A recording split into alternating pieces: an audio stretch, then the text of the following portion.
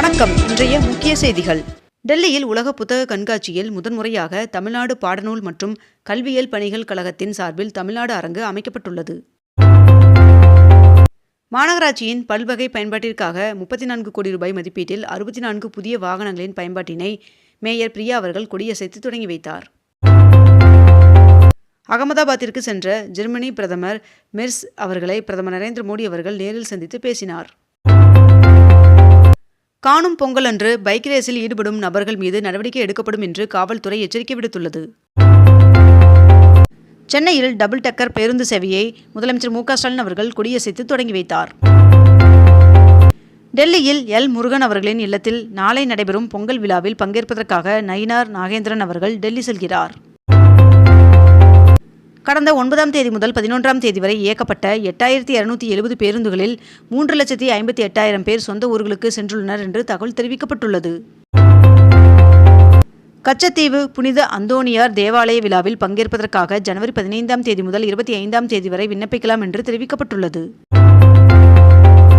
அன்புமணி அவர்களின் ஆதரவு எம்எல்ஏக்கள் 3 பேரை பாமகவில் இருந்து நீக்கி ராமதாஸ் அவர்கள் உத்தரவிட்டுள்ளார் என்று தகவல் வெளியாகியுள்ளது. ராணிப்பேட்டை பணப்பாக்கத்தில் 9,000 கோடி ரூபாய் முதலீட்டில் அமைக்கப்பட்டு வரும் ஜாகுவார் கார் ஆலையில் பிப்ரவரி 9ஆம் தேதி முதல் தயாரிப்பை தொடங்க டாடா மோட்டார்ஸ் நிறுவனம் திட்டமிட்டு வருவதாக தகவல் வெளியாகியுள்ளது.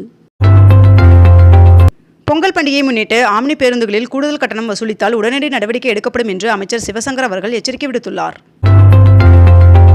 22 கேரட் ஆபண தங்கத்தின் விலை சவரனுக்கு 1,760 ரூபாய் அதிகரித்து ஒரு சவரன் 1,04,960 ரூபாயாகவும் 1 கிராம் 13,120 ரூபாய்க்கும் விற்பனை செய்யப்பட்டு வருகிறது. இதனைத் தொடர்ந்து 1 கிராம் வெள்ளியின் விலை கிராமிற்கு 12 ரூபாய் அதிகரித்து 1 கிராம் வெள்ளி 287 ரூபாய்க்கு விற்பனை செய்யப்பட்டு வருகிறது. மியான்மர் நாட்டில் நள்ளிரவில் நிலநடுக்கம் ஏற்பட்டது. இது ரிக்டர் அளவுகோலில் 5 புள்ளியாக பதிவாகியுள்ளது. கச்சத்தீவு புனித அந்தோணியார் தேவாலய விழாவில் பங்கேற்க ஜனவரி 15ஆம் தேதி முதல் 25ஆம் தேதி வரை விண்ணப்பிக்கலாம் என்று தெரிவிக்கப்பட்டுள்ளது. ஜாக்வார் லேண்ட் ரோவர் கார் ஆலையில் பிப்ரவரி 9ஆம் தேதி முதல் தயாரிப்பை தொடங்க டாடா மோட்டார்ஸ் நிறுவனம் திட்டமிட்டு வருவதாக தகவல் வெளியாகியுள்ளது.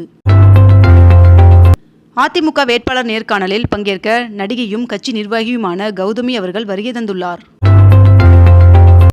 கொளத்தூரில் 15 கோடி ரூபாய் மதிப்பீட்டில் எஸ்கலேட்டருடன் நடை மேம்பால பணியினை அமைச்சர்கள் ஆய்வு மேற்கொண்டனர்.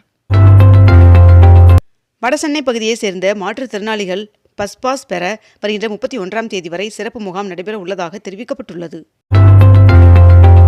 இந்திய விண்வெளி ஆராய்ச்சி கழகமான இஸ்ரோ இன்று PSLV C-62 ரக ராக்கெட்டை விண்ணில் ஏவ உள்ளதாக தெரிவிக்கப்பட்டுள்ளது.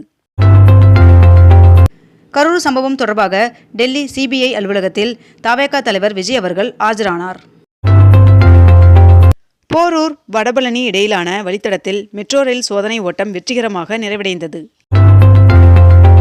கொடைக்கானலில் வனத்துறை கட்டுப்பாட்டில் உள்ள சுற்றுலா தலங்களுக்கு இன்று முதல் இணையவழி மூலமாக கட்டணம் வசூலிக்கப்படும் என்று வனத்துறையினர் அறிவித்துள்ளனர்.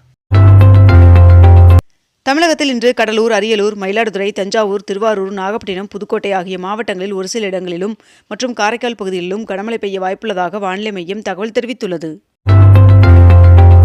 சென்னை மெட்ரோ ரயில் நிறுவனம் பரங்கிமலையிலிருந்து ஆதம்பாக்கம் வரை 500 மீட்டர் நீளமுள்ள மேம்பால பணியை வெற்றிகரமாக முடித்துள்ளது. மதிமுக மாவட்ட செயலாளர்கள் கூட்டம் சென்னையில் வருகின்ற ஜனவரி 23ஆம் தேதி நடைபெறும் என்று வைகோ அவர்கள் அறிவித்துள்ளார். வல்லக்கோட்டை முருகன் சுவாமி கோவிலுக்கு 5 லட்சம் மதிப்பில் புதிய மயில் வாகனம் வழங்கப்பட்டது. வடபழனி பூவிருந்தவல்லி இடையிலான மெட்ரோ ரயில் பணிகள் ஜூனில் முழுமையாக நிறைவடையும் என்று தெரிவிக்கப்பட்டுள்ளது. சென்னை மண்டல திமுக பூத் கமிட்டி முகவர் மாநாட்டை வருகின்ற பிப்ரவரி 8ஆம் தேதி முதலமைச்சர் மு க ஸ்டாலின் அவர்கள் தொடங்கி வைக்க உள்ளார். பயணிகளின் பாதுகாப்பை மேம்படுத்த மேலும் 82 ரயில் நிலையங்களில் CCTV கேமராக்கள் நிறுவும் பணியை சென்னை ரயில்வே கோட்டம் மேற்கொண்டு வருகிறது. அயோத்தி ராமர் கோவிலின் 15 கிலோமீட்டர் சுற்றளவு பகுதியில் அசைவ உணவுகளுக்கு தடை விதிக்கப்பட்டுள்ளது. சபரிமலை ஐயப்பன் சுவாமி கோவிலில் மகரவிளக்கு பூஜைக்கு ஆன்லைன் முன்பதிவு இல்லாமல் வரும் பக்தர்களுக்கு அனுமதி கிடையாது என்று தெரிவிக்கப்பட்டுள்ளது. மனிதர்களை விண்வெளிக்கு அனுப்பும் ககன்யான் திட்டம் அடுத்த ஆண்டு செயல்படுத்தப்படும் என்று தெரிவிக்கப்பட்டுள்ளது. அரசு டெண்டர்களில் சீன நிறுவனங்கள் பங்கேற்க விதிக்கப்பட்டிருந்த கட்டுப்பாடுகளை தளர்த்த ஒன்றிய அரசு திட்டமிட்டுள்ளதாக தகவல் வெளியாகியுள்ளது. பூவிருந்தவல்லி போரூர் இடையிலான மெட்ரோ ரயில் சேவைக்கு தற்காலிக பாதுகாப்பு சான்றிதழ் வழங்கியது ரயில்வே வாரியம். நீலகிரி மாவட்டம் கூடலூரில் உள்ள தனியார் பள்ளியின் பொன்விழா நிகழ்ச்சியில் பங்கேற்பதற்காக வருகின்ற 13ஆம் தேதி மக்களவை எதிர்க்கட்சித் தலைவர் ராகுல் காந்தி அவர்கள் தமிழ்நாடு வருகை தர உள்ளதாக தகவல் வெளியாகியுள்ளது.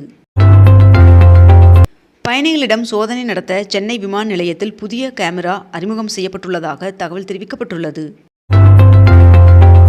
மதுரை மீனாட்சியம்மன் சுவாமி கோவிலில் ஜீவராசிகளுக்கு படியெழுக்கும் அஷ்டமி சப்பரத் திருவிழா நடைபெற உள்ளதாக தெரிவிக்கப்பட்டுள்ளது. மக்கள் தொகை கணக்கெடுப்புடன் சாதிவாரி கணக்கெடுப்பு நடத்துவதற்கு முதலமைச்சர் மு.க.ஸ்டாலின் அவர்கள் வரவேற்பு அளித்துள்ளார். இந்தியாவில் பெண்களுக்கான சிறந்த நகரங்கள் என்ற பட்டியலில் தேசிய அளவில் சென்னை 2வது இடமும் கோவை 10வது இடமும் பிடித்து சாதனை படைத்துள்ளதாக தகவல் வெளியாகியுள்ளது. தமிழ்நாடெங்கும் திருக்குறள் திருவிழாவை முதலமைச்சர் மு.க.ஸ்டாலின் அவர்கள் தொடங்கி வைத்தார். கொளத்தூர் சட்டமன்ற தொகுதி அலுவலகத்தில் முதலமைச்சர் மு.க.ஸ்டாலின் அவர்கள் பொதுமக்களுடன் பொங்கல் கொண்டாடினார். சென்னையில் பொது இடங்களில் உள்ள மரங்களை அனுமதியின்றி வெட்டுபவர்களுக்கு 1 லட்சம் ரூபாய் அபராதம் விதிக்கப்படும் என்று மாநகராட்சி தெரிவித்துள்ளது. நாடாளுமன்ற பட்ஜெட் கூட்டத்தொடர் வருகின்ற 28ஆம் தேதி கூடுகிறது. மேலும் வருகின்ற பிப்ரவரி 1ஆம் தேதி பட்ஜெட் தாக்கல் செய்யப்பட உள்ளதாகவும் தெரிவிக்கப்பட்டுள்ளது. தமிழகத்தில் ஆசிரியர் தகுதித் தேர்வில் தேர்ச்சி பெறாமல் பணியில் உள்ள ஆசிரியர்களின் விவரங்களை சேகரிக்கும் பணியை தொடக்க கல்வித்துறை மேற்கொண்டுள்ளது. ரூபாய் நோட்டுகளுக்கான உயர் பாதுகாப்பு கொண்ட தாள்களின் உற்பத்தியை அதிகரிக்க 1800 கோடியிலான திட்டத்திற்கு ஒன்றிய அமைச்சரவை ஒப்புதல் வழங்கியுள்ளது. கள்ளக்குறிச்சி மாவட்டத்தில் 2325 கோடி ரூபாய் முதலீட்டில் புதிய காலனி தயாரிப்பு ஆலையின் 2ஆம் கட்ட பணிகள் தொடங்கப்பட்டுள்ளன. வன பாதுகாப்பு காலநிலை தாங்குதிறனை வலுப்படுத்தும் 100 புதிய காப்பு வனங்களை தமிழ்நாடு அரசு அறிவித்துள்ளது.